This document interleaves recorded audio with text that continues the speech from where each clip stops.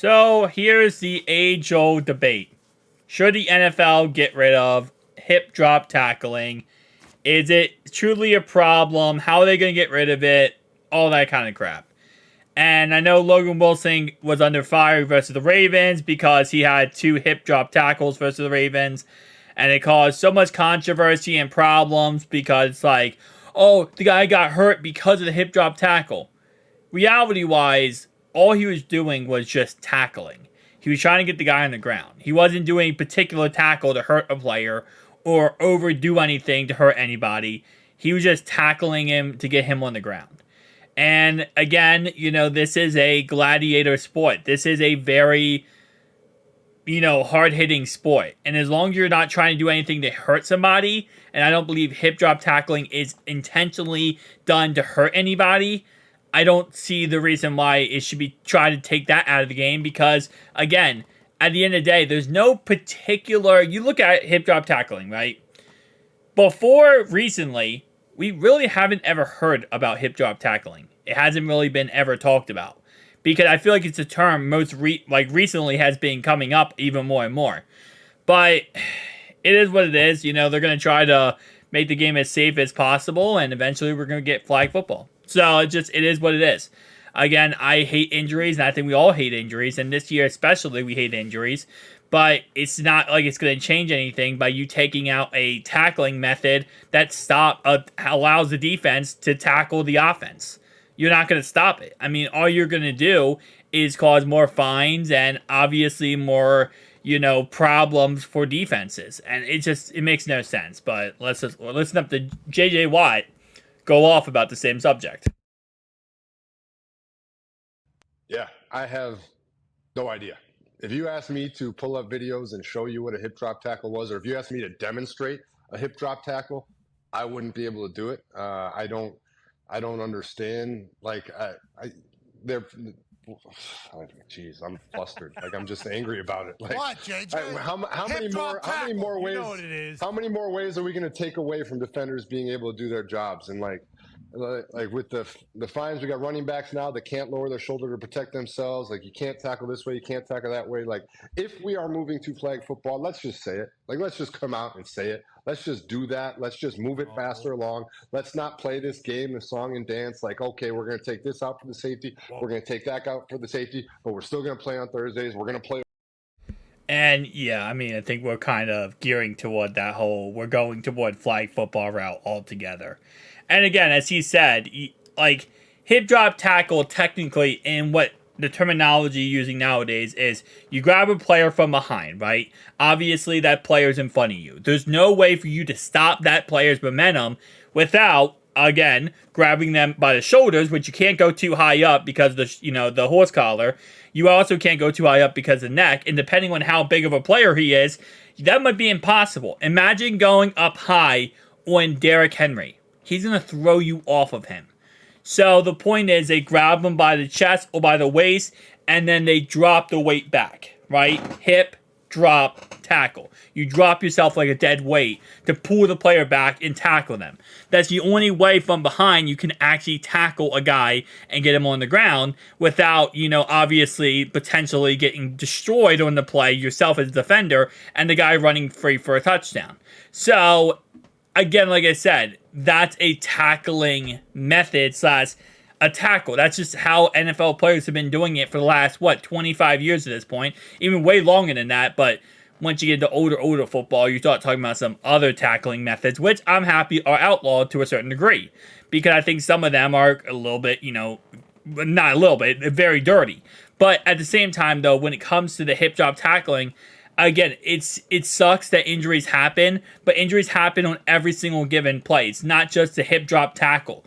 If you really want to stop injuries altogether, then play flag football. That's going to stop injuries. And even then, it won't stop injuries because you could get, what's it called? You can get like ACL tears or PCL tears, non-contact injuries that happen when you're playing flag football. But if you really want to stop all these other tackling methods, just play flag football because it's almost impossible to stop a player's momentum when they're in front of you without literally grabbing them and pulling them back and dropping your weight back to get them to stop, from keep going and getting more yards. So if you just want to say, hey, listen, the method now is just if they get past you and they're going to get yards, give them a touchdown. Then I guess that's kind of what we're gearing toward, right? We're gearing toward more offensive touchdowns in the league and less defense. Overseas on short sleep and bad, like if we're gonna do it, let's do it, and let's not like joke about it and lie about it and try and like make people think this or that. Like it does. I don't know, man. Like it's football. You got to get the guy on the ground. If you don't, you're gonna get yelled at. It's a violent game. It's always been a violent game. You know what you're getting into when you decide to play the game. Like I don't know what you want. Like yeah, is there a chance you're getting hurt? Yes, that's football. Like, is a guy going to come across the line and chop my knees out from under me, and that's going to be perfectly legal? Yeah, guess what? I could get hurt on that. So if we're going to take this hip drop out and try and make defenders' jobs a little bit harder, maybe we stop having linemen wipe out my kneecaps. That'd be nice. And that's another thing, as JJ is pointing out, is, it's a domino effect. It's Pandora's Box. Once you open up this, there's no closing it. So if you're going to make the argument that, okay, well, hip drop tackling needs to be removed, then you also got to make the argument, as he said, the offensive lineman blowing at the kneecaps. You also got to make the argument that, okay, well, running backs I know chop blocks now is a penalty, but you have to make the argument on all these other things are going to be, taken out of the game too, because if you're doing one thing, it's hypocritical not to take out something else. Why are you defending offensive players and not now defending defensive players? Like, how about running backs? They're not protected when they get hit in the head as a runner. You got to take that out of the game. Now you got to call penalties if you hit the running back, right? It's Pandora's Box. It's literally anarchy. When you start to go down this route, it branches out to 17 billion different things. And if you don't want to seem just biased toward one position, which again seems like they are because they really want to protect the offense and get more offensive scores. And listen, again, at the end of the day, it makes sense. More offensive scores, more fun to watch. More fun to watch, more money in NFL pockets. When you play DraftKings and you bet, do you bet on defense or do you bet on offense? You know what I'm saying? You bet on the quarterback, the running back, the wide receiver, the props on offense. You could bet on props on defense, but last time I checked DraftKings or Sportsbooks or any of those, 90% of the bets is offensively. Tyreek Hill, 200 yards. Joe Burrow, 5 touchdowns. Like, it's all offensive bets. And what happens when those guys who, again, like Tyreek Hill, like Joe Burrow, are not in these games? People aren't making bets on those guys. People aren't spending money. I think this really comes down to, we can act like this is the NFL trying to protect these players and trying to protect people and trying to protect, the safety of the game. I think reality-wise is they want more people scoring touchdowns, more people putting up points, and more of these players on offense being protected because they get more bets. They make more money off betting. This is all coming down to betting. I think this is what this really comes down to. And I know the NFL can hide behind it and say this is player safety, this is, we care about players, but I think reality-wise, this is betting purposes. It's all coming down to the NFL trying to protect their bottom dollar, which is betting in the NFL. I would appreciate that if I didn't have my kneecap wiped out all the time, too. Quarterbacks don't get to have their knees touched, but defensive linemen do. Like, there's just all sorts of stuff that I'm like, pick your poison. Like, are we going to make it safer or are we not? Whatever. Yeah, for who? For who are we making it safe for, and for who are we making it dangerous for? And the funny thing would be, I don't think anybody's, like, running into a tackle. I might be wrong. You got all-time leading tackler for Green Bay there, Ring of Honor member for tackling people. But then again, like, to that perspective, there are times where, a guy will catch the ball across the middle and a defender hits him. And it's not even malicious. It's not like he's trying to leave with the crown of his helmet. It's not like he's trying to hurt the guy. But at the end of the day, he hits him and he ends up hitting the guy in the head. That's a 15-yard penalty. He could not stop himself from doing it. It's incidental contact, which then is a 15-yard penalty. First down, game completely changes over something that you can't even control. And again, you can go down this rabbit hole as far as you want when it comes to these penalties and what should and what shouldn't be penalized. But again, like I said, it's just like, it's a rabbit hole. It's a domino effect. It's a Pandora's box. Once you open it up, you can't close it, and you're just going to have to go with the consequences of doing it. I think that the NFL, again, like I said, I believe it's all betting personally, but I think the NFL needs to I think NFL and people need to realize this is football. It is football. It's a gladiator sport. They get paid millions of dollars for this said reason. And as long as no one's doing it dirty or maliciously, and it's just part of football, bang bang sport, there's nothing wrong with hits. And it sucks that players get injured. Trust me. I'm sitting here without Joe Burrow in this game, this year. And it sucks. It really does. But that's a part of football. That's why these players sign up to make millions of dollars. And Joe, $277 million. He didn't get paid $277 million because they want to make this a flag football sport. He's getting paid that money because he's going out there in a gladiator sport and playing at the top level. And trust me, CTE, I know it's very important, and obviously brain health outside of the football teams.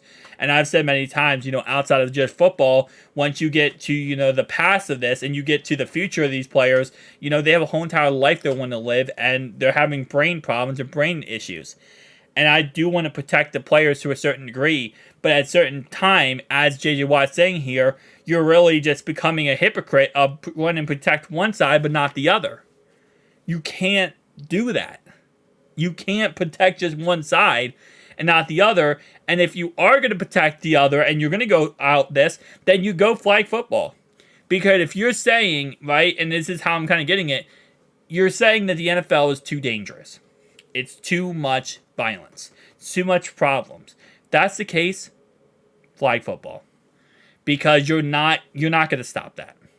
And all you're going to do is find the NFL players over and over and over and over again to a point where the offense just gets way more touchdowns, way more points, and nobody wants to hit anybody anymore. And no one can hit anybody anymore because they only get fined or thrown out of the game. And maybe that's what we're gearing toward. Again, like I said, I do truly believe it has something to do with betting, because I think if that future happens, betting happens way more. The more NFL touchdowns, the more, NFL players going crazy, putting up 40-point games, the more bets coming in. It is what it is at the end of the day, man. It really is. You have some of these teams, like you look at the Vikings versus Raiders game. That game ended 3-0. All the NFL bets that were placed on the Raiders and Vikings, none of them hit. Now, the NFL's probably happy about that. But guess what's going to happen? No one's going to bet on those teams moving forward for the rest of this year. That's 8 games that people aren't going to bet on. Or, 4 teams that, 2 teams. And it's a total of 8 games. 8 games that people are not going to bet on for the rest of this year. And that's 8 games that NFL's losing money betting-wise because nobody scored in that game. Again, if you think the NFL doesn't care about these things, doesn't care about these betting odds and betting chances, I don't know what to tell you. But the NFL, this is what they look at, and they say, hey, how can we increase people from betting? We're already forcing it down their throats every single week watching football. How can we force this to happen more?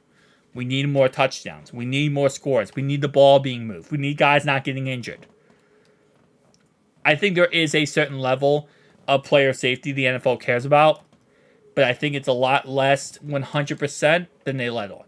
That's what I'll say about it. And again, JJ Watt is completely correct. Like, it's a part of football. It's a gladiator sport. Make it flag football if you want. That's pretty much that. Thank you guys for watching. Peace out.